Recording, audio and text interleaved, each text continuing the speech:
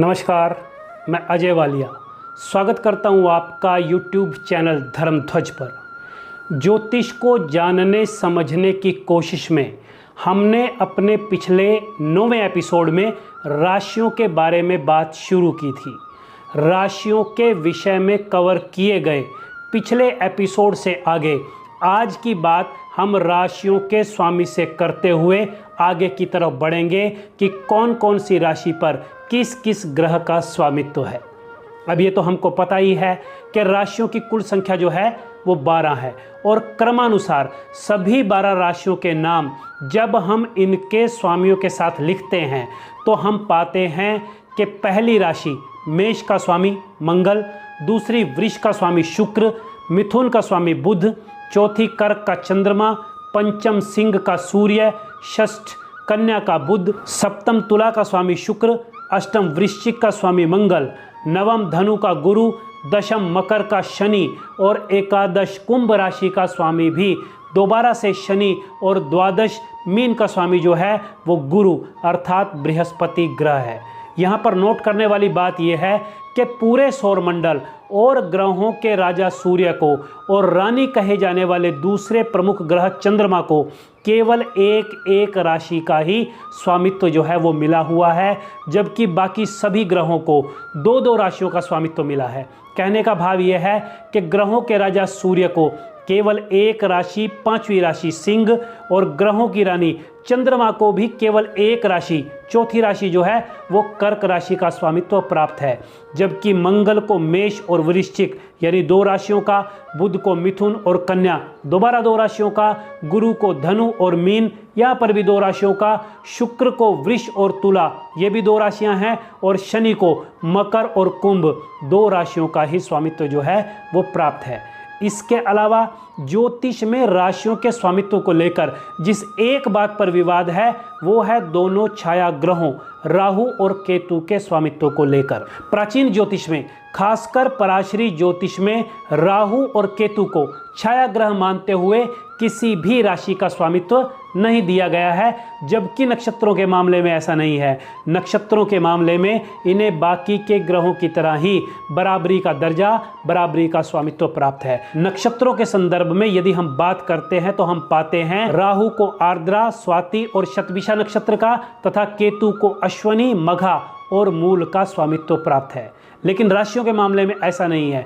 स्थापित नियम यही है कि राहु और केतु को ज्योतिष के नवग्रहों में तो शामिल किया गया है, लेकिन इन दोनों ही ग्रहों को किसी भी राशि का स्वामित्व नहीं दिया गया है। हालांकि अब पिछले कुछ समय से कुछ ज्योतिषी राहु को मिथुन से और केतु को धनु राशि से जोड़ने लग गए हैं। इसके अलावा राहु को कुछ ज्योतिषी कन्या और कुंभ से, तो कुछ लोग जो हैं वो केतु को मीन और वृश्चिक राशि के साथ भी जोड़ते हैं। लेकिन ये दोनों ही नियम सामान्य नियम नहीं है, अर्थात मोटी सी बात यही है राहु और केतु को किसी भी राशि का स्वामित्व प्राप्त नहीं है। ये जिस भी राशि में होते हैं वहाँ के गोचर, नक्षत्र और दशा के आधार पर अपना अच्छा या बुरा प्रभाव जो है वो देने लगते हैं।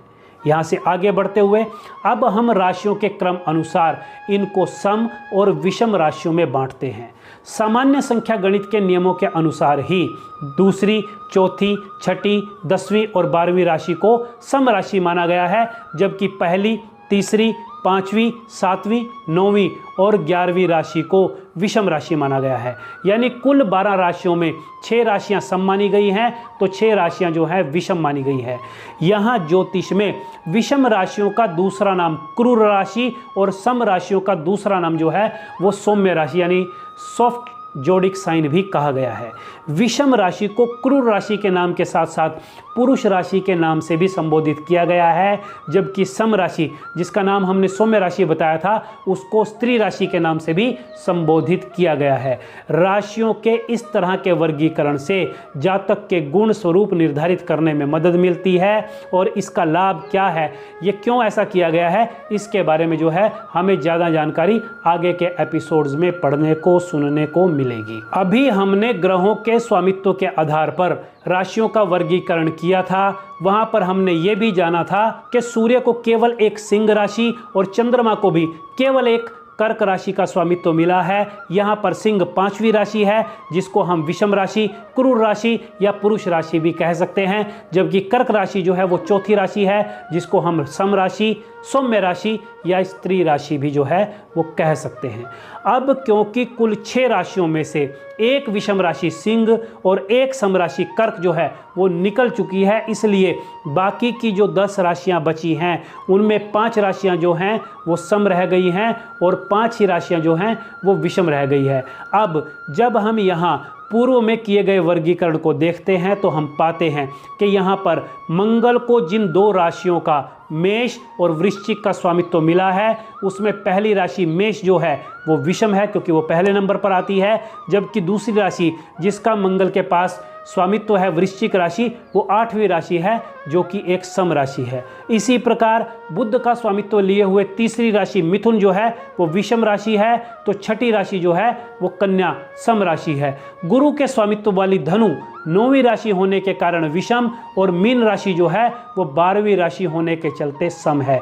इसी प्रकार शुक्र के स्वामित्व वाली वृष राशि दूसरी राशि होने के कारण सम और तुला 7वीं राशि होने के कारण विषम राशि है। शनि के आधिपत्य वाली 10वीं राशि जो है मकर सम राशि है, तो कुंभ राशि 11वीं राशि होने के कारण यहाँ पर विषम राशि है।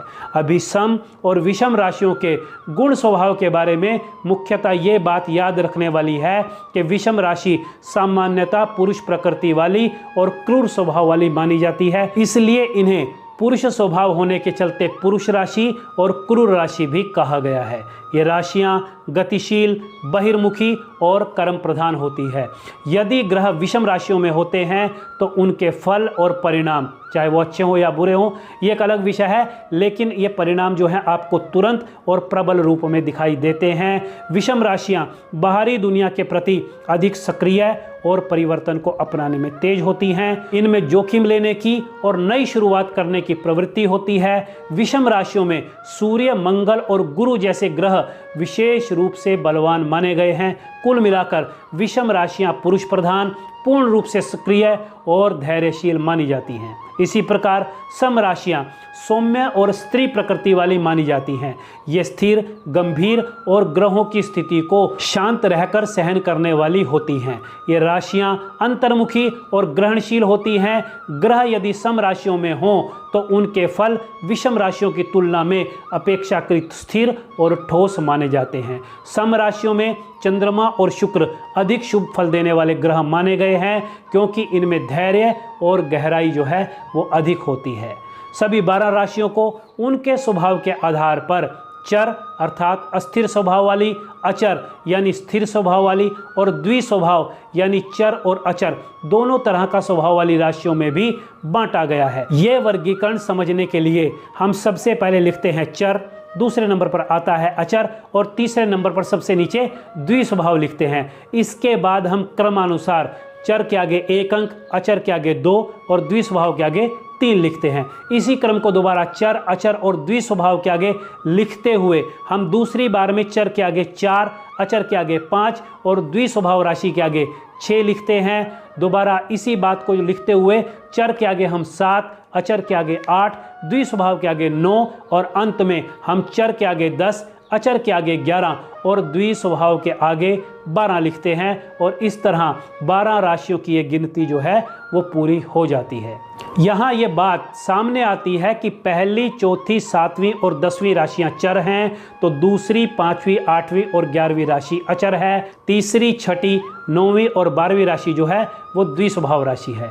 यहाँ पर हम राशियों के इन तीनों ही समूह में आई सभी राशियों के बारे में एक तथ्य और जान सकते हैं कि चर, अचर और द्विस्वभाव तीनों ही समूहों में आई सभी राशियों में 3-3 संख्या का अंतर है, अर्थात चर राशि के तहत आई 1, 4, 7 और 10वीं राशि में 3-3 अंक का अंतर है। यही नियम अचर राशियों के तहत आई राशियों 2, 5, 8, 11 पर भी लागू होता है। 3, 6, 9 और 12 नंबर की राशि वाली द्विस्वभाव राशियों पर भी यही बात देखने को मिलती है। यहाँ ये बात ध्यान देने वाली है कि बुध की दोनों राशियाँ मिथुन और कन्या तथा गुरु की दोनों राशियां धनु और मीन द्विस्वभाव वाली राशियां मानी गई है। अर्थात चर, अचर और द्विस्वभाव राशियों के इस वर्गीकरण में बुध और गुरु दो ऐसे ग्रह हैं जिनकी दोनों राशियां एक ही समूह अर्थात द्विस्वभाव के अंतर्गत आती है, लेकिन बाकी के ग्रहों के मामले में ऐसा नहीं है। बुध और गुरु से अलग बाकी बचे मंगल, शुक्र और शनि ग्रह की एक राशि तो चर के समूह में आती है, जबकि इन तीनों ही ग्रह की दूसरी राशि जो है वो अचर समूह में आती है। यानी मंगल की पहली राशि मेष चर में, लेकिन 8वीं राशि वृश्चिक जो है वो अचर की श्रेणी में ली गई है। इसी प्रकार शुक्र की दूसरी राशि वृष को अचर में, तो 7वीं राशि तुला को जो है वो चर माना गया है। शनि की 10वीं राशि मकर को चर, तो 11वीं राशि कुंभ को अचर माना गया है। यहाँ चंद्रमा के स्वामित्व वाली चौथी राशि कर्क राशि को चर और सूर्य के स्वामित्व वाली 5वीं राशि सिंह राशि को अचर राशि माना गया है। यहाँ यह भी बताना जरूरी है कि चर राशि का दूसरा नाम धातु, अचर राशि का दूसरा नाम मूल और द्विस्वभाव राशि का दूसरा नाम जो है वो जीव राशि भी है। मोटे तौर पर फिलहाल चर, अचर और द्विस्वभाव के विषय में याद रखने वाली बात यह है कि चर राशियां गतिशील, प्रारंभकर्ता यानी शुरुआत करने वाली और नेतृत्वकारी होती है। ये नई शुरुआत, परिवर्तन और प्रेरणा से जुड़ी होती हैं। इन राशियों में ऊर्जा और पहल करने की क्षमता होती है, जबकि अचर राशियां स्थिर, दृढ़ और निरंतरता प्रदान करने वाली होती हैं। ये राशियां शुरू किए गए कार्यों को बनाए रखने में और पूर्ण करने में माहिर होती हैं। अचर राशियां दृढ़ संकल्प और स्थिरता की प्रतीक हैं। ये बदलाव के प्रति प्रतिरोधी हो सकती हैं, तथा द्विस्वभाव राशियां लचीली यानी फ्लेक्सिबल, अनुकूलनीय और परिवर्तनशील होती हैं। ये राशियां परिस्थितियों के अनुसार ढलने और समायोजन यानी एडजस्टमेंट करने में माहिर होती हैं। इन तीनों प्रकार की राशियों के वर्गीकरण का ज्योतिषीय महत्व ये है कि चर राशियां नई योजनाओं और परिवर्तनों को शुरू करने में महत्वपूर्ण होती हैं। ये नेतृत्व और पहल का प्रतीक हैं, जबकि अचर राशियां जो हैं वो स्थिरता और दीर्घकालिक प्रतिबद्धता प्रदान करती हैं। ये कार्यों को पूर्ण करने में मदद करती हैं। और द्विस्वभाव राशियां जो हैं वो परिवर्तन और लचीलेपन का प्रतीक हैं, जो विभिन्न परिस्थितियों में समायोजन और संतुलन बनाए रखने में सहायक सिद्ध होती है।